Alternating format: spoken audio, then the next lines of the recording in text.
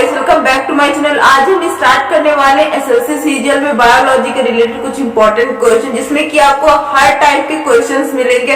ये जो हमारे क्वेश्चंस है ये 1000 प्लस है, लेकिन हम हर एक वीडियो में एटलीस्ट 10 to 20 क्वेश्चंस की प्रैक्टिस करेंगे, जिससे कि हमारा कॉन्सेप्ट क्लियर रहेगा। और ये जो क्वेश्चंस ये बहुत ही ज्यादा एग्जाम में पूछे जाते हैं, चाहे वो नीट हो या फिर एसएससी सीजीएल, कोई भी बायो से रिलेटेड कोई भी क्वेश्चन है तो इन्हीं से आते हैं। तो हम लोग जो है एक मतलब प्लेलिस्ट आपको अलग मिल जाएगी, जिसमें कि आपको लाइन बाय लाइन आपको मिलेगा। हर एक दिन आपको 20 क्वेश्चंस या फिर 10 क्वेश्चंस प्रैक्टिस करवाए जाएंगे। अगर आपको वीडियो अच्छा लगे तो प्लीज वीडियो को लाइक कर लीजिएगा, और अगर आपको हर एक क्वेश्चन चाहिए, मतलब 1000 प्लस क्वेश्चन आपको चाहिए ही चाहिए, तो प्लीज चैनल को सब्सक्राइब कर लीजिएगा, जिससे कि आपको टाइम टू टाइम मिलते रहे। क्योंकि ये जो क्वेश्चंस है बहुत ही ज्यादा इंपॉर्टेंट होने वाले हैं, और जो क्वेश्चंस है वो रिलेटेड है हर एक चैप्टर से, कि एनसीईआरटी बेस्ड है, क्लास 9 to 12, मतलब कि जो क्लास 11th 12th है उससे तो कुछ ज्यादा ही क्वेश्चन है। क्योंकि ये जो इंडोक्राइन सिस्टम हो गया, हमारे जितने भी types of human body system है उससे है, प्लांट्स के जितने भी है उससे, सेल वगैरह से, सबसे रिलेटेड क्वेश्चंस पूछे जाते हैं। और उनकी हम रीजन भी बताएंगे कि ऐसा क्यों सही है। क्योंकि ये जो हम लोग का एमसीक्यू टाइप क्वेश्चन जो आते हैं एसएससी सीजीएल के एग्जाम में, ये जो क्वेश्चंस होते हैं ये बेसिकली बहुत ही ज्यादा लेवल उनका हाई नहीं होता, लेकिन जो ऑप्शंस होते हैं वो आपको कंफ्यूज कर दे। तो आपको हम एक ही ऑप्शन जो करेक्ट होगा वो आपको हम बताएंगे वीडियो में, और उसके बाद वो क्यों सही है, आपको क्यों वही मार्क करना है, ये भी हम आपको बताएंगे। क्योंकि काफी ये होता है ना कि एग्जामिनर आपको कंफ्यूज करने के लिए अलग अलग दे देते हैं, तो आपको इसलिए हर एक चीज का रीजन पता होना चाहिए, हर एक क्वेश्चन को कैसे सॉल्व करना है ये आपको पता होना चाहिए, और कैसे ये हमारे लिए इंपॉर्टेंट है और इसकी बेसिक डेफिनेशन क्या है। और जैसे कि कुछ क्वेश्चंस होते हैं जिसमें कि हमें डायग्राम के बारे में पता होना चाहिए, तो पहले हम ये सीरीज स्टार्ट कर रहे हैं। हर एक दिन मतलब 20 क्वेश्चंस, हर एक वीडियो में 20 क्वेश्चंस आपको मिलेंगे। उसके बाद जब ये हमारे कंप्लीट हो जाएंगे तो उसके बाद तब हम जो डायग्राम बेस्ड क्वेश्चंस होते हैं उनको हम लोग स्टार्ट करेंगे। और इसके अलावा भी जो आपके कुछ इंपॉर्टेंट क्वेश्चन है नीट के बेस पर, उसको हम बाद में पढ़ेंगे। पहले हम इन सीरीज को कंप्लीट कर लेते हैं। सो आई होप आप हर एक वीडियो को देखेंगे, और इस वीडियो में हम जो आपको बताने वाले हैं आप उसको आसानी से समझेंगे, और कमेंट करके बताइएगा कि आपको वीडियो कैसा लगा। So thanks for watching. तो चलिए हम अपने मोस्ट इम्पॉर्टेंट क्वेश्चंस को स्टार्ट करते हैं। तो जैसे कि आप देख पा रहे होंगे स्क्रीन पर, इसमें आपको पहला क्वेश्चन दिया है, when the left ventricle in the human heart contract the blood move through the. जब हमारा लेफ्ट वेंट्रिकल, जो हमारे ह्यूमन हार्ट का जो लेफ्ट वेंट्रिकल है वो कॉन्ट्रैक्ट करता है। क्वेश्चन क्या बोल रहा है? क्वेश्चन बोल रहा है कि जब हमारा लेफ्ट वेंट्रिकल, ह्यूमन हार्ट का लेफ्ट वेंट्रिकल कॉन्ट्रैक्ट करता है, तब हमारा ब्लड कहाँ के लिए मूव करता है?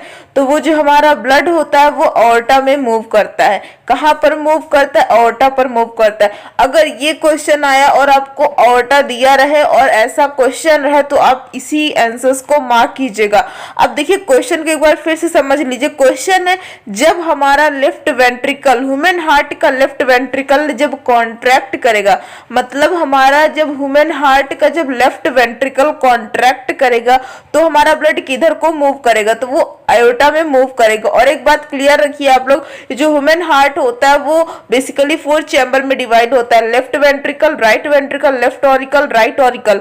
और यहाँ हम बात कर रहे हैं किसके बारे में? हम बात कर रहे हैं अपने लेफ्ट वेंट्रिकल के बारे में। जब हमारी ह्यूमन हार्ट का जब लेफ्ट वेंट्रिकल कांटेक्ट करेगा तो ब्लड जो होगा वो सारा का सारा ऑर्टा में मूव कर जाएगा। सो आई होप आपको ये क्वेश्चन अच्छे से समझ में आया होगा। आप लोग प्लीज इन सारे क्वेश्चंस के साथ साथ आंसर्स को लिखते चलिए, जिससे कि आपको डेली प्रैक्टिस होती रहे। अब सेकंड क्वेश्चन के बारे में बात करते हैं। इसमें दिया गया है कि the DPT vaccine in given young babies to protect them from. जो हमें डीपीटी वैक्सीन जो लगती है, मतलब जो छोटे छोटे बच्चों को जो वैक्सीन लगती है डीपीटी की, वो हमें किस चीज से प्रूव, जैसे कि हमें भी बचपन में कौन सी वैक्सीन लगी थी? डीपीटी वैक्सीन लगी थी। तो वो हमें किस चीज से प्रोटेक्ट करती है? पहली चीज वो हमें कफ और टेटनस से जो है क्या करती है? प्रोटेक्ट करती है। और वो हमें डिप्थोरिया से जो है प्रोटेक्ट करती है। उसके बाद हमें हुपिंग से प्रोटेक्ट करती है। मतलब ये जो हमारी डीपीटी वैक्सीन होती है, आपने देखा होगा छोटे बच्चों को बेसिकली लगाया जाता है डीपीटी वैक्सीन, जो कि उन्हें प्रोटेक्ट करती है इन सभी बीमारियों से। और ये सारी बीमारियां क्या हैं, टिटनस हो गया, वुपिंग कफ हो गया, डिप्थोरिया हो गया, इनको सबको आप मार्क करते चलिए, जो कि आपके लिए बहुत ही ज्यादा इंपॉर्टेंट है। तो गाइस यहाँ पर आपको डिप्थोरिया ओ दिख रहा है, उसकी सही स्पेलिंग है डिप्थेरिया। मतलब ये एक बीमारी है जिससे कि आपको डीपीटी वैक्सीन हेल्प करती है, आपको बचाती है, प्रोटेक्ट करती है। सो आई होप आपको ये क्वेश्चन भी समझ में आएगा, क्योंकि आप इन तीनों के तीनों ऑप्शन को याद रखिए कि यही 3 सही चीज है, वरना अगर उसके अलावा कोई और आपको दे दिया गया तो आप कंफ्यूज हो जाएंगे। तो जो सही चीज है आप उसमें आप बिल्कुल भी कंफ्यूज ना रहें। अब हमारा नेक्स्ट क्वेश्चन आता है, blood does not clot in the blood vessels due to the presence of. क्या चीज प्रेजेंस होती है कि क्या किसके प्रेजेंस होने की वजह से हमारा ब्लड जो है क्लॉट नहीं करता है हमारे ब्लड वेसल्स में। क्वेश्चन का कहने का मतलब साफ है कि ब्लड वेसल्स कब क्लॉट नहीं करता है और किसके प्रेजेंस से, मतलब ऐसी कौन सी चीज प्रेजेंस होती है जिसके कारण जो है हमारे ब्लड वेसल्स में ब्लड की क्लॉटिंग नहीं होती है। तो वो है हमारी थ्रोम्बिन, याद रखिएगा वो है हमारी थ्रोम्बिन। अब आई होप आपको ये अच्छे से समझ में आ गया होगा। अब नेक्स्ट देखिए, नेक्स्ट क्वेश्चन है द ब्लड सप्लाइंग, मतलब जो blood supplying blood to the kidney in, मतलब इसका सिंपल सा है, जो मतलब ब्लड होता है वो ब्लड को सप्लाई करता है किडनी में। तो उसका सही आंसर क्या होगा, रीनल आर्टरी।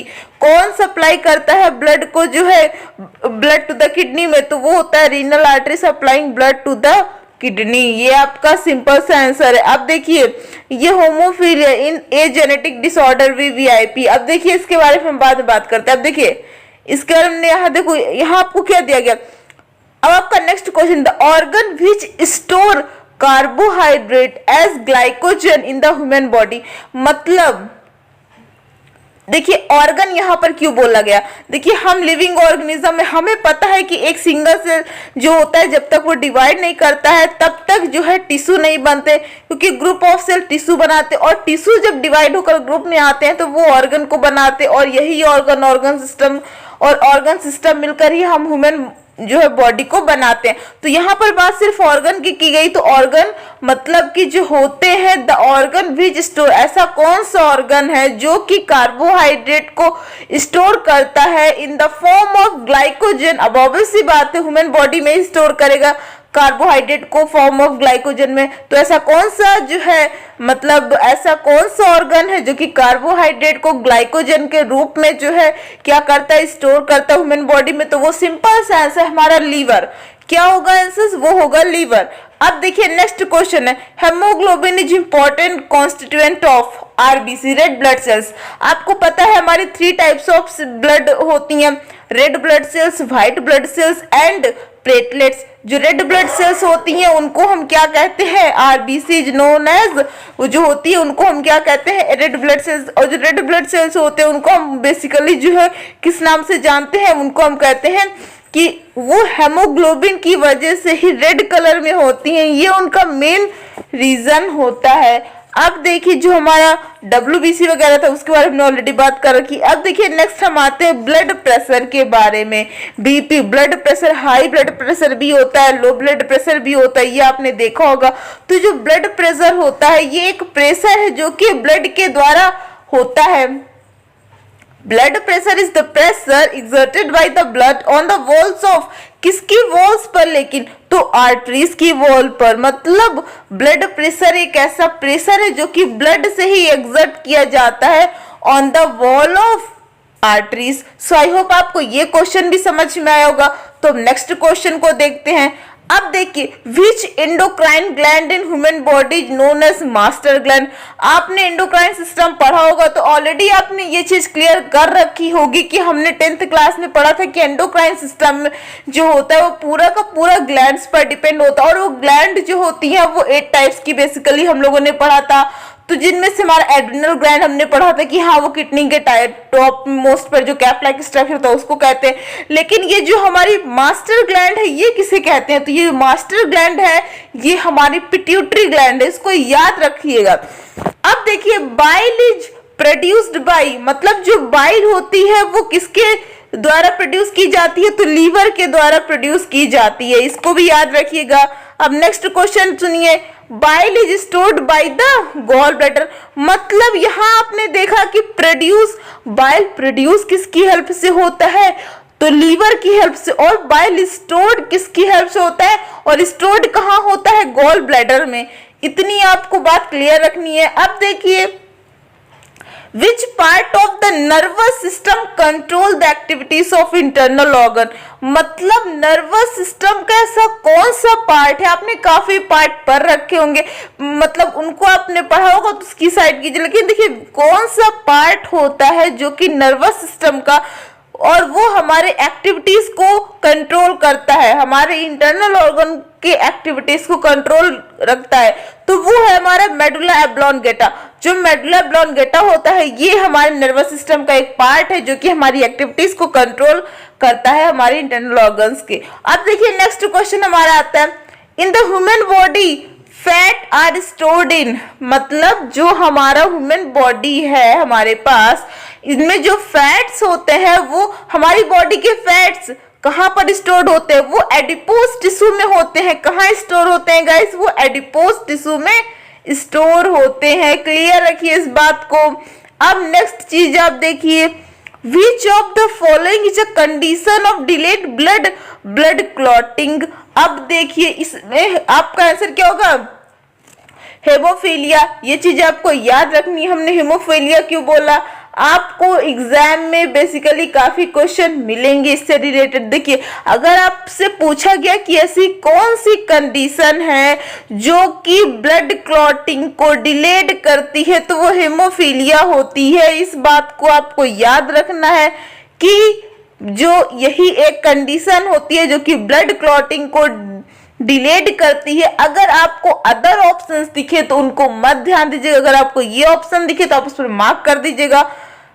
इतना अच्छे समझ में आया। अब नेक्स्ट क्वेश्चन देखिए, हाउस फ्लाई, हमने देखा होगा घर में मक्खियां होती हैं, वो क्या फैलाती हैं, वो टाइफाइड फैलाती हैं। आपको काफी वहां पर डिजीज दिए रहेंगे, मलेरिया हो गया, डेंगू हो गया, लेकिन आपको किस पर टिक मारना है, वो है हमारा टाइफाइड।